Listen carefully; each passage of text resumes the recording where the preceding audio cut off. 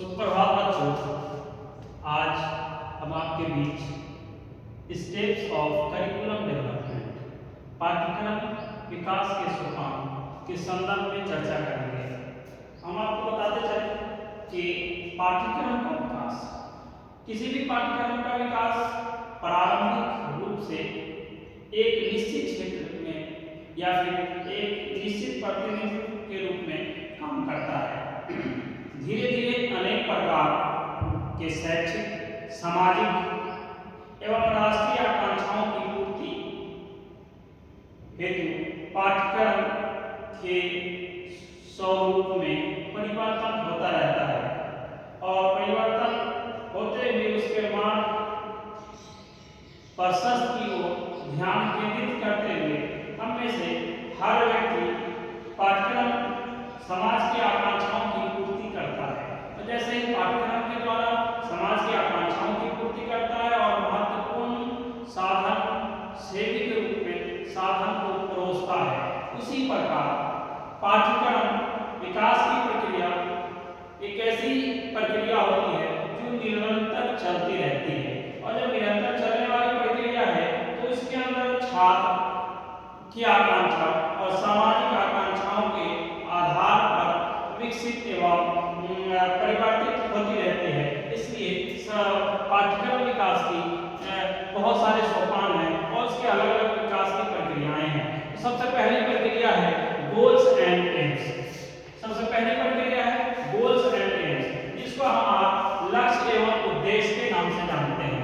लक्ष्य, हम में से हर व्यक्ति किसी भी पाठ्यक्रम की रूपरेखा को जानना चाहता है। तो पाठ्यक्रम की रूपरेखा को जानने से पूर्व पाठ्यक्रम विकास के सोपान के बारे में जानता है और पाठ्यक्रम विकास के बारे में लक्ष्य एवं उद्देश्य को जानना चाहता है। और किसी भी पाठ्यक्रम का विकास उस समय होता है जब किसी भी पाठ्यक्रम का जब कोई लक्ष्य हुआ करता है।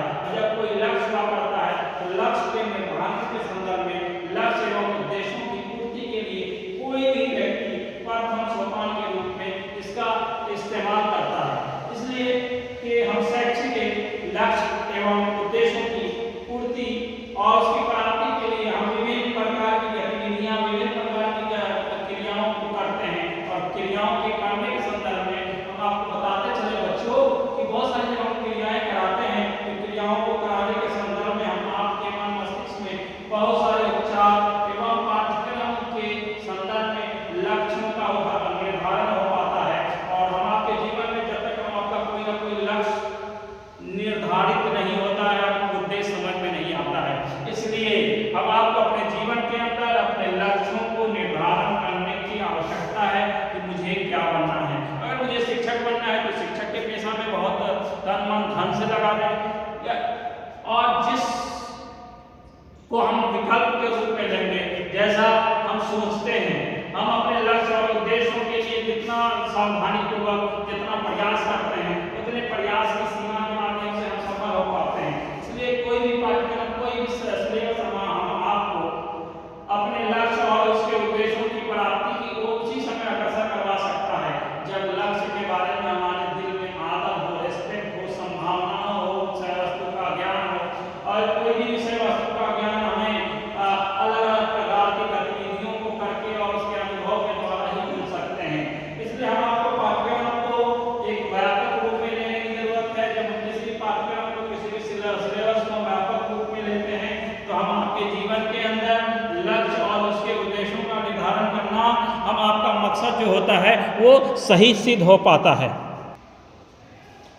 हम आप अक्सर सिलेक्शन ऑफ लर्निंग एक्सपीरियंस है, हम आप कभी भी अगर किसी अधिगम को बहुत ज़्यादा ये करना चाहते हैं तो हमें अलग अलग सुख सुविधाओं के आधार पर हमें अपने सीखने की क्रियाओं को, सीखने की कला को आदान प्रदान के रूप में लेना पड़ता है। अधिगम अनुभवों का चयन करता है और हम अक्सर अधिगम का चयन कब करते हैं जब हम आप अधिगम करते हैं।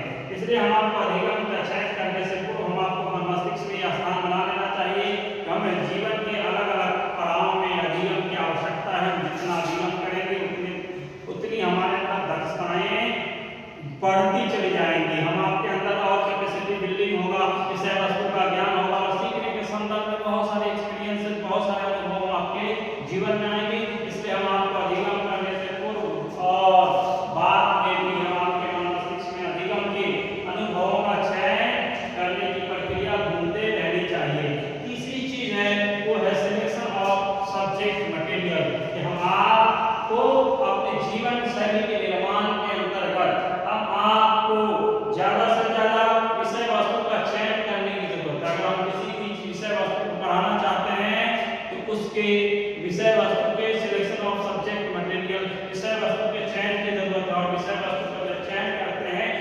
संदर्भ में आप बहुत सारे मटेरियल्स की उपलब्धता कर पाते हैं। इस संदर्भ में पठन पाठन करते हैं और पठन पाठन कर करके अब आप विषय वस्तु का चयन करने के संदर्भ में बहुत सारी उपलब्धि अर्जन करते हैं। नेक्स्ट है transference of learning experience and content.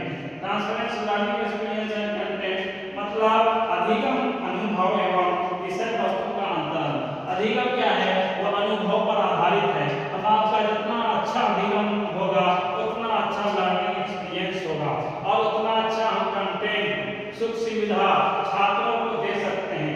विषय वस्तु का अंतरण भी उतना अच्छा हो सकता है। इसलिए हम आपको अपने जीवन शैली के निर्माण में अपने जीवन की सुख सुविधाओं को छोड़ करके जब हम अधिगम को एक दूसरे व्यक्ति तक परोस रहे हैं, ट्रांसफर कर रहे हैं, तो हम आपके लिए जरूरी है कि इस प्रकार से अधिगम करें जिसके माध्यम से अधिक अनुभव हो और अनुभव पर आधारित होकर के हम विषय वस्तु का अंतरण कर सकें। विषय वस्तु को छात्रों तक ऐसे विषय वस्तु का ऐसा ज्ञान ट्रांसफर करें जिसके माध्यम से छात्रों के अंदर दक्षता आ सके और जब दक्षता छात्रों के अंदर आएगी तो छात्रों के अंदर पाठ्यक्रम के विकास के सोपान में कहीं कोई समस्या का समाधान होता दिखाई देगा, उसकी कहीं कोई समस्या नहीं बाकी रहेगी। नेक्स्ट है वो पांचवा पॉइंट है वो है इवैल्यूएशन।